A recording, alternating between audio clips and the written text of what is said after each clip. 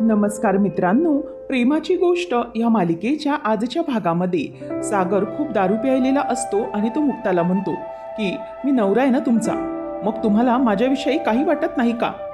मग जर वाटतच असेल तर मग मला तुम्ही मिठी मारा, असं म्हणून आता सागर हा मुक्ताकडे जवळ येऊ लागतो आणि मुक्ताला म्हणतो की या या मला मिठी मारा.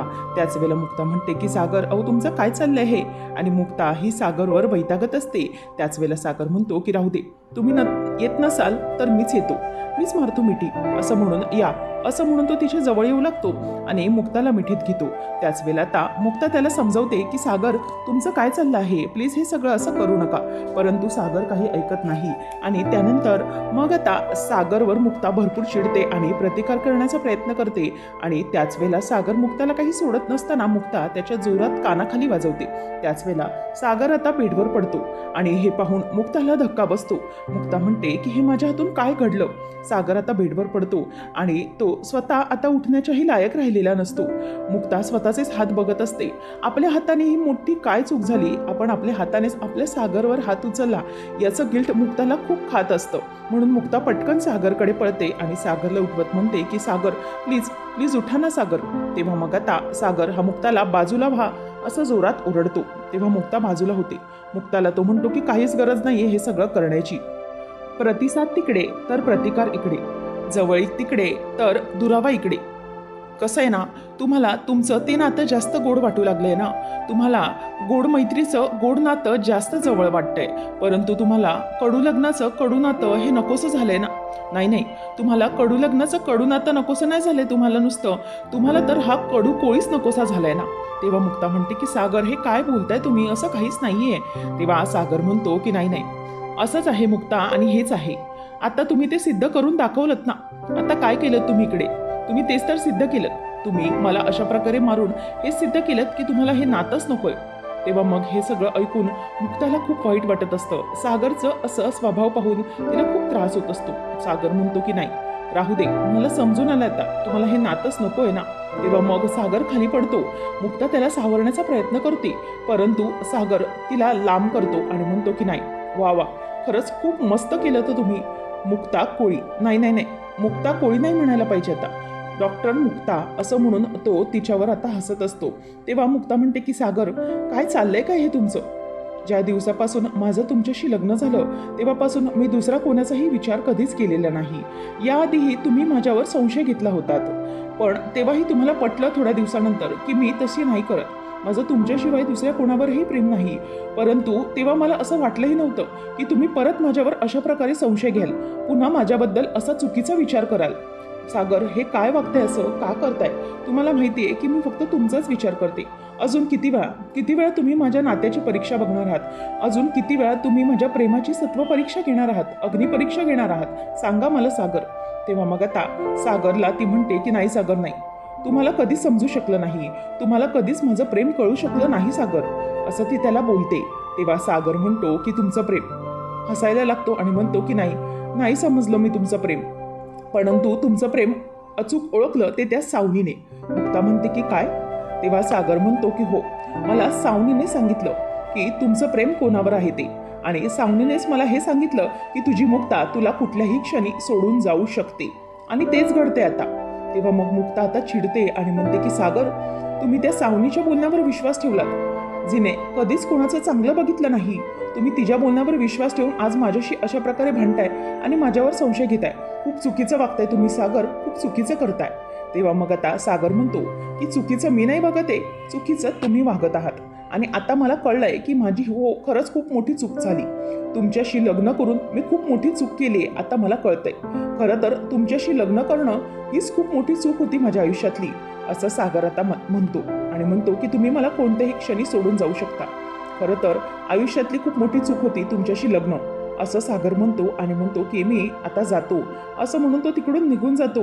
मुक्ता आता तिथेच उभी असते आणि सागर तिच्या अंगावर टॉवेल भिरकटवतो आणि ती टॉवेलमध्ये तिचं मंगळसूत्र अडकतं. ते मंगळसूत्र ती सोडवण्याचा प्रयत्न करते. सागर कसं तरी धडपडत रूमच्या बाहेर पडतो. तेव्हा सावनी म्हणते की अरे काय हा सागर कुठे गेला असा? आणि मुक्ता अगं चाललंय का? तुम्ही किती जोरजोरामध्ये भांडत होतात, बाहेर सगळा आवाज आला.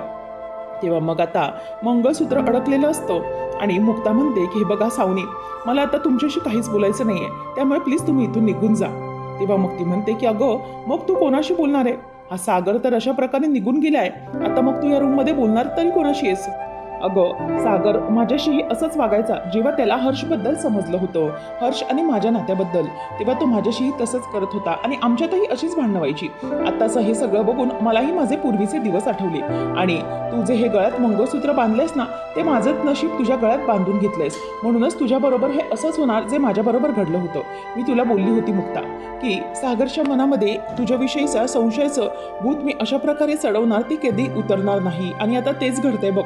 सागरच्या मनात तुझ्याविषयी खूप मोठा संशय आणि गैरसमज झालाय आणि तो कधीही कमी होणार नाही. असं म्हणतात की मंगळसूत्राच्या प्रत्येक काळ्या मनामध्ये विश्वास आणि प्रेमाचं गुंफण असतं, परंतु तुमच्या नात्यामध्ये आता ना विश्वास राहिला ना प्रेम राहिलं, मग हे मंगळसूत्र काय कामाचं आहे? आता या मंगळसूत्राचा तुझ्या गळ्यात काहीही उपयोग नाही. मुक्ता मात्र तिच्याकडे बोलण्याकडे काहीच लक्ष देत नसते. ती त्या टॉवेलमधून मंगळसूत्र सोडवण्याचा प्रयत्न करत असते. सावनी म्हणते की तसंही काही अर्थ नाही आता या मंगळसूत्राला, काढून फेकून दे, काहीच गरज नाहीये. आणि तू काढून फेकतेस की मी फेकू, असं म्हणून आता मुक्ताच्या मंगळसूत्रावर सावनी हात घालते आणि ते मंगळसूत्र ती धरते. हे पाहिल्यावर मुक्ताला आता खूपच राग येतो आणि या सगळ्यामुळे मुक्ताचा आता खूप मोठा पारा चढतो आणि त्या क्षणी मुक्ता तुर्गेचं रूप घेते आणि सावनीचा हात धरते आणि म्हणते की तसंही या मंगळसूत्रांच्या काळ्या मनांची किंमत तुम्हाला कळणारच नाहीये, कारण काळ्या मनाच्या बाईला काय करणार आहे मंगळसूत्राच्या काळ्या मन्यांचं महत्त्व. म्हणूनच आजही गळा उघडा आहे तुझा, हे नातं मी कधीही तुटू देणार नाही. आणि लक्षात घ्या, तुम्हाला काय वाटलं की सागर माझ्यावर चिडले, माझ्याशी भांडले आणि निघून गेले तर तुम्ही जिंकलात आणि मी हरले, तर असं कधी होणार नाही. मी असं कधी होऊनच देणार नाही. तुम्ही जर मिस सावनी असाल तर मी मिसेस मुक्ता सागर कोळी आहे, हे लक्षात ठेवा. माझ्या आयुष्यातला गुंता मी स्वतः सोडवू शकते, त्याच्यासाठी मला या तुमच्या मदतीची वगैरे काहीच गरज नाहीये. आणि इथून पुढे जर माझ्या मंगळसूत्राला अशा प्रकारे हात घातलात ना, तर लक्षात ठेवा, हे तुमचा जो हात आहे ना तो मुळासकट उपटून काढेन. असं म्हणून आता सावनीचा हात असतो तो मुक्ता जोरात बाजूला झटकून टाकते आणि त्याच वेळेला सावनी ही तिच्याकडे बघतच राहते आणि म्हणते की चला आता इथून निघा. अशा प्रकारे ती सावनीला बाहेरचा रस्ता दाखवते आणि तिला खुणावूनच बाहेर जायला सांगते. आणि हे पाहिल्यानंतर आता इथे सावनीला मात्र खूपच मोठा धक्का बसलेला असतो. सावनी ही तिच्याकडे रागानेच बघत असते. मुक्ता ही तिला बाहेर जायला सांगते आणि मुक्ताचं हे अगदी भयानक रूप पाहून सावनी तर पूर्णपणे हडबडून गेलेली असते आणि मुक्ताच्या डोळ्यात आगपाकड होत असते. हे पाहून तिला तर खूपच मोठा धक्का बसतो. मुक्ता आता तिला एकदा पुन्हा खुणावते की चल बाहेर निघ आणि बाहेरचा रस्ता दाखवते. त्याच वेळेला सावनी आता तिथून निघून जात असते आणि मुक्ताला मात्र या सगळ्या गोष्टींचं खूपच टेन्शन आलेलं असतं. सागरच्या मनामध्ये हा जो काही गैरसमज झालाय तो कसा दूर करायचा हा प्रश्न मुक्तासमोर आलेला असतो. आणि त्याच वेळेला नेमकं मुक्ताचं जे मंगळसूत्र असतं टॉवेलमध्ये अडकलेलं ते बरोबर सुटतं आणि मुक्ता तो टॉवेल बाजूला फेकून देते. आणि त्यानंतर मग आता मुक्ता मंगळसूत्र हातात घेऊन झालेल्या गोष्टीचा विचार करू लागते. त्यानंतर आपल्याला पाहायला मिळतं दुसऱ्या दिवशी सकाळी मुक्ता ही लकीला नाश्ता देत असते आणि म्हणते की हे बघ लकी, ह्या तुझ्या गोळ्या असतील ना त्या नाश्त्यानंतर खाऊन घे. आणि हो, जेवणाच्या अगोदर जे गोळ्या असतील ते जेवणाच्या नंतर मी तुला नक्कीच देते, पण तोपर्यंत ह्या नाश्ता करून घे. तेव्हा मग लकी म्हणतो की बहिणी, माझ्या नाश्त्याच्या अगोदरच्या गोळ्या होत्या त्या खाऊन झालेल्या आहेत, आता जेव्हा जेवणाच्या असतील तेव्हा ते मी घेतो बरोबर, तू काळजी करू नकोस. मुक्ता तिथून जात असते तेव्हा लकी म्हणतो की बहिणी जे काही झालं त्याबद्दल. तेव्हा मग मुक्ता म्हणते की जाऊ दे, जे काही घडलं ते ठीक आहे, आता जाऊ दे, आता तू पुन्हा त्या गोष्टींचा विचार करू नकोस. तेव्हा तो विचारतो की बहिणी दादूस कुठे आहे, मला जरा त्याच्याशी बोलायचं आहे. तेव्हा ती म्हणते की नाही, अजूनही ते उठलेले नाहीयेत. असं म्हणून ती तिथून निघून जाते. मुक्ता किचनमध्ये येते. त्याच वेळेला इथे इंद्राची देवीची आरती सुरू असते आणि तिचा गायत्री मंत्र सुरू असतो. मुक्ता ही किचनमध्ये दूध उकळण्यासाठी म्हणून ठेवते. मग मुक्ताच्या मनामध्ये सागरचे त्या सगळ्या गोष्टी सुरू असतात. सागर हा मुक्ताला म्हणालेला असतो की तुम्हाला हे कडू नातं नकोसं झालं आहे, तुम्हाला तुमची गोड गोड मैत्री हवी झाली, परंतु कडू कोळीबरोबरचं हे कडू नातं तुम्हाला नको झालंय. ते सगळं बोलणं मुक्ताला आठवतं आणि त्यानंतर मग हे सगळं घडल्यानंतर सागर हे सावनीनेच मला सांगितलं की तुम्ही कोणत्याही क्षणी मला सोडून जाऊ शकता, हे सगळं आता मुक्ताला आठवतं. मुक्ता विचार करत असते की सागरच्या मनामध्ये इतकं नेमकं काय घडलंय, इतकं काय झालं झालंय आणि इतकं काय चुकीचं वागले मी जे सागर माझ्याबद्दल पुन्हा असा विचार करतायत आणि असा विचार करून त्यांना काय मिळणार आहे, या नात्यात त्यांचं नेमकं काय चाललंय. नाही, मला सागरशी बोललंच पाहिजे, बोलल्याशिवाय हे काही संपणार नाही. तितक्यातच इंद्रा जाते आणि गॅस बंद करते. दूध ओतू जाणार असतं तेव्हा मुक्ताला ती म्हणते की काय ग पोरी, ध्यान कुठे आहे तुझं. तेव्हा मुक्ता म्हणते की सॉरी मम्मी सॉरी. तेव्हा तिथून इंद्रा निघून येते आणि ती लकीकडे येऊन बसते. मुक्ता म्हणते की नाही, मला सागरशी आता या विषयावर बोललंच पाहिजे. मुक्ता विचारते की मम्मी तुम्हाला चहा हवाय का. तेव्हा इंद्रा म्हणते की नकोय मला. आणि सागरेचं काय झालं, तो उठला की नाही अजून. तेव्हा मुक्ता म्हणते की हां मी काय तिकडेच चालली आहे, त्यांच्यासाठी चहा घेऊन जाते. आणि मुक्ता आता कपमध्ये चहा ओतत असते आणि सागरशी कोणत्याही परिस्थितीत आता बोललं पाहिजे असा विचारच मुक्ताच्या डोक्यात सुरू असतो. सागर झोपेतून जागा झालेला असतो आणि त्याचं डोकं दुखत असतं. त्याच वेळेला मुक्ता तिथे येते आणि रूममध्ये ती टेबलवर चहा ठेवते. त्याचप्रमाणे सागर आता उठून बसतो आणि मुक्ता ही सागरच्या अंगावरची चादर बाजूला करते आणि ती बेडवर व्यवस्थित सेट करून ठेवत असते. सागर पाय मागे घेतो आणि त्याचं डोकं भयंकर दुखत असतं म्हणून तो डोक्याला सारखा हात लावत असतो आणि त्यानंतर मग मुक्ता सगळं काही व्यवस्थित करते. सागर बेडवरून उठून फ्रेश व्हायला निघालेला असतो आणि त्याला अंग दुखत असतं, त्रास होत असतो. त्याच वेळेला मुक्ता म्हणते की सागर एक मिनिट, मला जरा तुमच्याशी बोलायचं आहे. परंतु सागर तिच्याशी काहीच बोलायला तयार नाही. तो म्हणतो की मला तुमच्याशी काहीच बोलायचं नाही. तेवढ्यातच समोरून सई येते आणि म्हणते की मुक्ताई मला जरा वेण्या घालून दे ना ग. तेव्हा ती म्हणते की इथे बस. आणि मग ती म्हणते की तुला माहितीये का सई माऊ, आपल्या घरात ना एक वाघोबा शिरला आहे, डरकाळी फोडतो. सई म्हणते की काय, वाघोबा आणि डरकाळी फोडतोय. तेव्हा ती म्हणते की हो, जर कोणावर डरकाळी फोडता आली नाही ना तर नुसता गुरगुरतो, नुसता चिडचिड करतो, कोणाचंही ऐकून घेत नाही. तेव्हा मग आता सई विचारते की मुक्ताई कोण आहे ग तो वाघोबा. तेव्हा ती म्हणते की आहे कोणतरी. तेव्हा असं म्हणून सागर तिथून निघून जातो आणि मुक्ता त्याच्याकडे बघत असते आणि ती सईच्या वेण्या बांधून देत असते. तर इथे आदित्य जो असतो तो बॅगमध्ये पुस्तकं भरत असतो आणि ज्या ज्या विषयाची पुस्तकं तो भरतो ते त्या सगळ्या विषयाची पुस्तकं पुन्हा सावनी बॅगमधून काढून बाजूला ठेवत असते. आदित्य म्हणतो की मम्मा अगं हे तुझं काय चाललं आहे, मी माझे बुक्स भरतोय आणि तू बाजूला का काढतेस. ती म्हणते की सॉरी बेटा, ॲक्च्युली माझं लक्ष नव्हतं. असं म्हणून ती मी तुझी बॅग भरते असं म्हणून त्याची पुस्तकं सगळी बॅगेत पुन्हा ठेवते. तेव्हा तो म्हणतो की मम्मा मी मगासपासून नोटीस करतोयस, तू मगासपासून हसतेस. तेव्हा ती म्हणते की हो बेटा, ॲक्च्युली मला खूप आनंद झालाय. तेव्हा आदित्य म्हणतो की मला तर माझी मम्मा सतत अशीच हसत हवी आहे. तेव्हा ती म्हणते की ओ माय बेबी आणि असं म्हणून आदित्यला जवळ घेते आणि मनातच म्हणते की बाळा आदित्य, तुला काय सांगू मी कोणत्या कारणासाठी हसते ते. सागर आणि मुक्ताचा असा तुटलेला संसार पाहून मला खूप आनंद होत आहे असं म्हणून ती खूपच हसत असते. त्यानंतर आपल्याला पाहायला मिळतं इथे मुक्ता ही वेण्या घालून झाल्यानंतर सई माऊला म्हणते की कुठे पोनी कुठे तुझी. तेव्हा ती म्हणते की मी बाहेर हॉलमध्येच विसरले. ती म्हणते चला राहिलेली वेणी बाहेरच घालू आणि तिच्या ती वेण्या घालून देते. नंतर मग ती म्हणते की सई माऊ आहेत का परफेक्ट. ती म्हणते की हो मुक्ताई मस्त घातल्यात, बघ स्वाती तू हे बघ अशा मुक्ताई वेण्या घालते आणि मी तुला अशाच मगाशी घालायला सांगत होते परंतु तुला तशा जमतच नव्हत्या, तू वेगळ्याच घालत होतीस म्हणून मी मात्र मग माझ्या माऊकडे गेले, माझ्या मुक्ताईकडे गेले. तेव्हा स्वाती म्हणते की हो ग बाई, खरंच तुझ्या मुक्ताईसारख्या वेण्या मला घालायला नाही जमत. तुझ्या मुक्ताईने खरंच खूप छान वेण्या घालल्यात तुझ्या. अगं मुक्ता तुला सांगू का, अगं 2 वेळा वेण्या बांधल्या, तिसऱ्यांदाही बांधल्या, परत मला सोडायला लावल्या आणि मला म्हणाली की मी माझ्या मुक्ताईकडे जाते वेण्या घालून द्यायला. तेव्हा मग मी म्हणाले की जा तूही जा, तुझ्या मुक्ताईकडेच केस बांधून घे जा. मग ती म्हणते की अगं अशी काय करतेस सई माऊ तू, आत्तू पण स्वाती आत्तू पण चांगल्याच वेण्या घालते. तेव्हा ती म्हणते की हो स्वाती आत्तू चांगल्या वेण्या घालते परंतु तुझ्यासारख्या नाही जमत तिला, माझी मुक्ताईच बेस्ट वेण्या घालते. आता तितक्यात स्वाती म्हणते की हो ग मुक्ता, खरंच हिला काय हवं नको ते तू परफेक्ट ओळखतेस बरोबर, आणि जर मुक्ताई कुठे गेली तर तुझं काय होईल असं स्वाती म्हणते. मग ती म्हणते की मुक्ताई तू कुठेही जायचं नाहीये मला सोडून. तेव्हा मुक्ता म्हणते की मी कुठेही जाणार नाहीये असं म्हणून ती तिला मिठीत घेते आणि त्यानंतर ती म्हणते की पण आत्ताच तू जातेस मला सोडून, तुला स्कूलमध्ये जायचंय ना, चला बॅग भरायला घ्या आवरा असं म्हणून ती तिला घेऊन जाते. त्यावेळेला सागर विचार करतो माझी सई आणि माझं पूर्ण कुटुंब हे मुक्तावर किती डिपेंड आहे. मुक्ताशिवाय त्यांचं काहीच होऊ शकत नाही. आणि जर मुक्ताच गेली तर मग काय होईल? मुक्ता जर गेल्या सोडून तर मग नेमकं सगळ्यांचं काय होईल? माझ्या सईचं काय होईल असा विचार आता तो करायला लागतो.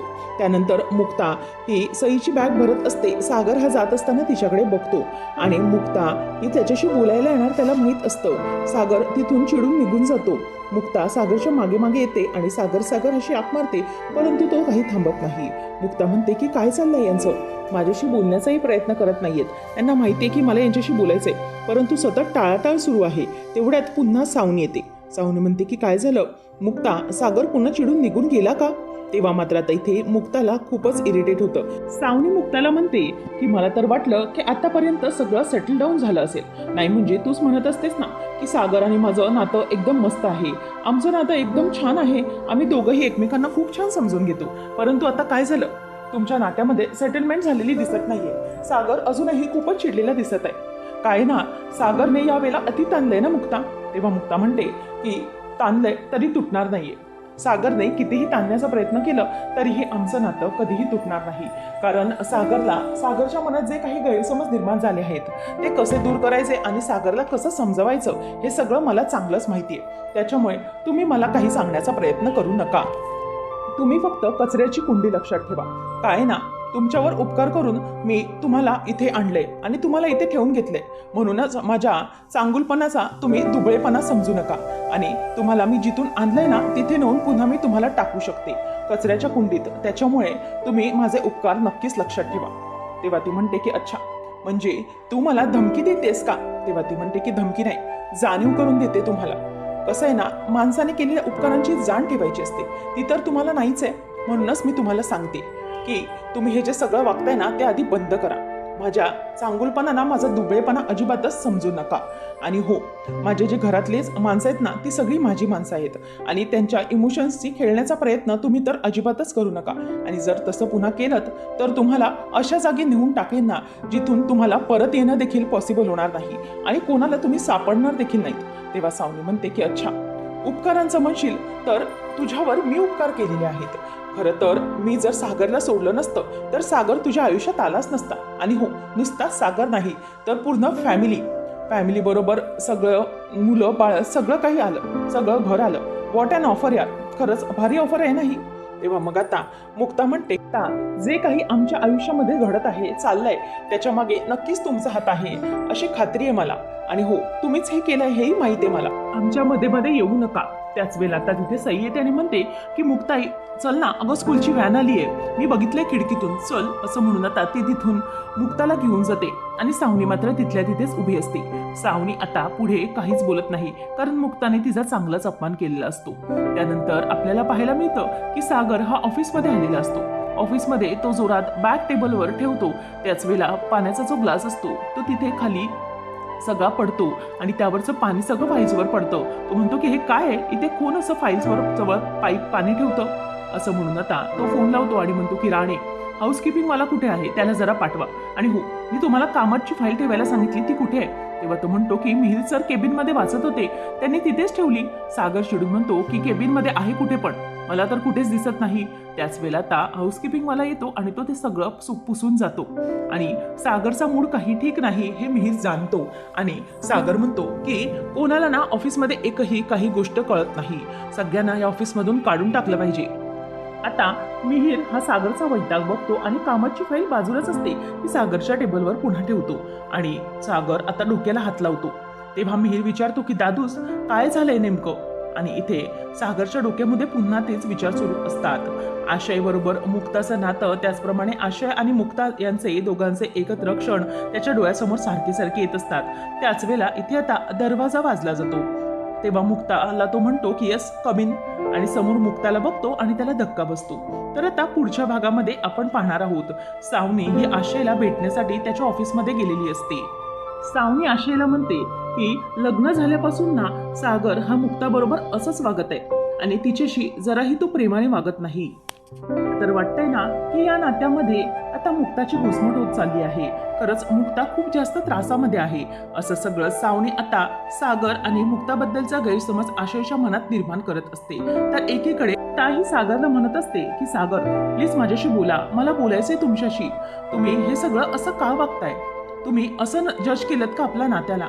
तेव्हा कुठे होता विश्वास? तेव्हा मग सागर म्हणतो की हे बघा मुक्ता, प्रेम आणि विश्वासाच्या गप्पा तर तुम्ही मारूच नका. तुम्ही जे काय करताय ना ते मला चांगलंच कळत आहे. मी त्या आशयला आणि तुम्हाला बघितलंय एकमेकांना मिठी मारताना. असं सरळ आता सागर हा मुक्ताला बोलून दाखवतो आणि तो खूपच चिडलेला असतो. त्यानंतर इथे सावनी आशयला म्हणते की असं नातं काय उपयोगाचं आहे ज्याच्यामध्ये प्रेम आणि विश्वासच नाहीये. या सगळ्यामध्ये मुक्ताला खूप त्रास होतोय आणि या नात्यामधली जी मुक्ताची घुसमट आहे ती वाढतच चालली आहे. म्हणून मी तुम्हाला रिक्वेस्ट करते की तुम्ही या सगळ्यामध्ये मुक्ताला मदत करा आणि या सगळ्यामधून मुक्ताला तुम्ही बाहेर काढा आणि याची मदत तुम्हीच करू शकता, असं आशयला आता सावनी म्हणू लागते. आणि इथे सागर आणि मुक्ता यांच्यामधलाही गैरसमज कमी झालेला नसताना सावनी जाऊन आशयला भेटते. आता आशय हा सावनीचं जे काही कटकारस्थान आहे आणि सागर आणि मुक्ताला वेगळा करण्याचा डाव ओळखून तिचं सत्य सागर समोर आणेल का हे पाहणं रंजकतेचं ठरणार आहे. अशाच मालिकांचे अपडेट जाणून घेण्यासाठी आजच आपल्या चॅनलला सबस्क्राईब नक्की करा.